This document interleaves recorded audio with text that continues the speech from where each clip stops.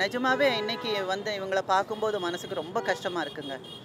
நான் இன்னும் கொஞ்சம் சீக்கிரமாக நான் வந்திருக்கணும். ஊரில் இல்லாதனால தான் என்னால் வர முடியலை. அதுக்காக உங்ககிட்ட எல்லாருக்கிட்டையும் முதல்ல நான் மன்னிப்பு கேட்டுக்கிறேன். நான் ஊரில் இல்லை, அதனால தான் வரல. ஏன்னா ரொம்ப கஷ்டமாக இருக்குது. இவங்க கேட்குற இவங்க கோரிக்கைகள், இவங்க ஆசைகள் எதுவுமே வந்து அதிகமானது இல்லைன்னா க்ரீடி அப்படின்னு இல்லை. அவங்க வந்து எங்களுக்கு உள்ளதை எங்களுக்கு கொடுத்துடுங்கன்னு தான் சொல்கிறாங்க. எங்களுக்கு இங்கே ஜாஸ்தி பண்ணி கொடுங்க, நீங்கள் எங்களுக்கு அதை பண்ணி கொடுங்க, இதை பண்ணி கொடுங்கன்னு எதுவுமே அவங்க கேட்கல. இதில் வந்து கொஞ்சம் லேடிஸ் எல்லாம் உட்காந்து பேசுனதை நான் டிவியில் நான் பார்த்தேன். அவங்க சொல்கிற ஒவ்வொரு வார்த்தையும் அப்படியே ஈட்டியால் குத்துற மாதிரியே இருந்தது.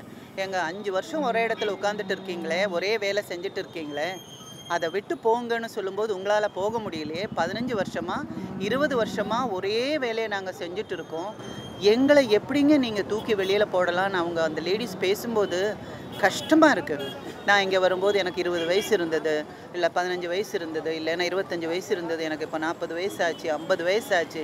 இதை நம்பித்தானே எங்கள் வாழ்க்கை போயிட்டு இருக்குது. இதை நம்பித்தானே என்னோடய ஹஸ்பண்டு, என்னோடய அப்பா அம்மா, என்னோடய குழந்தைகள் அப்படின்னு சொல்லி ஒவ்வொருத்தரும் பேசும்போது ரொம்ப கஷ்டமாக இருந்தது. அதில் ஒரு அம்மா வந்து ஒரு மீடியா அலங்க வரும்போது கீழே விழுந்து அழுறதை பார்க்கும்போது அப்படியே ஒரு மாதிரி ஆயிடுச்சு. என்னோடய அம்மா அப்படி இன்னொருத்தர் காலில் விழுந்து அழுத எனக்கு எப்படி ஃபீல் ஆகிடுச்சோ அந்த மாதிரி நான் ஃபீல் ஆனேன். ஒரு அம்மா வந்து பேசும்போது எப்படி என்ன நாங்கள் செத்தாலும் சாவேங்களை தவிர அப்படின்னு சாவை பற்றிலாம் அவங்க பேசுகிற அளவுக்கு ஒரு மன வருத்தத்தை இது அவங்களுக்கு கொடுக்குறது ரொம்ப கஷ்டமாக இருக்குது. தயவு செஞ்சு அவங்க கேட்குறத நான் வந்து எந்த அரசியல் சார்பிலையும் நான் இங்கே பேச வரல.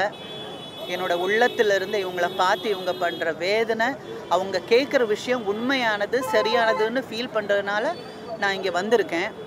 ஆனால் ஒரு விஷயம், இந்த டைமில் மக்கள் திலகத்தையும் புரட்சி தலைவரையும் புரட்சி தலைவியும் நான் ரொம்ப மிஸ் பண்ணுறேன். அவங்க இருந்திருந்தால் இப்படி ஒரு விஷயமே நடந்திருக்காது, எப்போவோ சோல்வாயிருக்கும்னு நான் ஃபீல் பண்ணுறேன். பட் சரி பரவாயில்ல, அவங்க கடவுள்கிட்ட இருக்கிறாங்க. பட் இருந்தாலும் இவங்க கேட்குற இந்த கோரிக்கையை தயவு செஞ்சு பாருங்கள். 12 நாள் ஆச்சு அவங்க வந்து. நான் ஒரு 20 நிமிஷம் உட்காந்துட்டு எழுந்திரிக்கும் போது என்னால் எழுந்திரிக்க முடியல, கால் அப்படியே மரத்து போச்சு. 12 நாளாக உட்காந்துட்டு இருக்காங்க.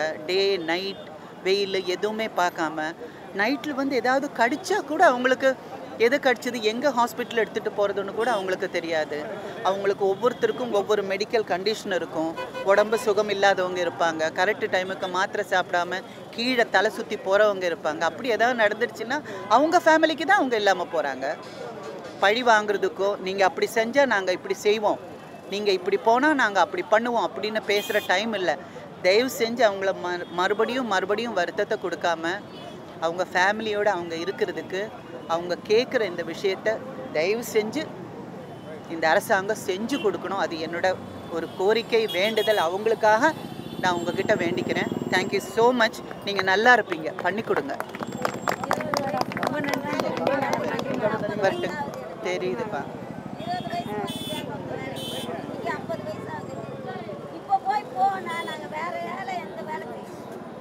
இந்த வேலையை செஞ்சு பழகிட்டோமா, வேற கம்பெனிக்கு போயிட்டு மறுபடியும் வேலை செய்ய முடியாது. இதை நம்பிதாம்மா நாங்கள் இருக்கிறோம். இந்த சமயத்தில் கல்யாணம் வேற வச்சிருக்கிறோமா, எல்லாம் நல்லபடியாக நடக்கும் பாருங்க.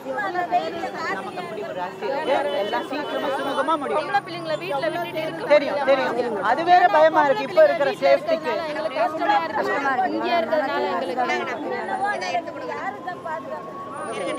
இப்போ அந்த உடம்பு சுகம் இல்லைன்றதை விட்டுட்டு இன்னொரு பயம் என்னன்னா சேஃப்டி வேற பயமா இருக்கு. இவங்க எல்லாரும் பொம்பளை குழந்தைங்களை வீட்டில் விட்டுட்டு உட்காந்துட்டு இருக்கு. அந்த பயத்தில் நெருப்பு கட்டின்னு சொல்லுவாங்கல்ல.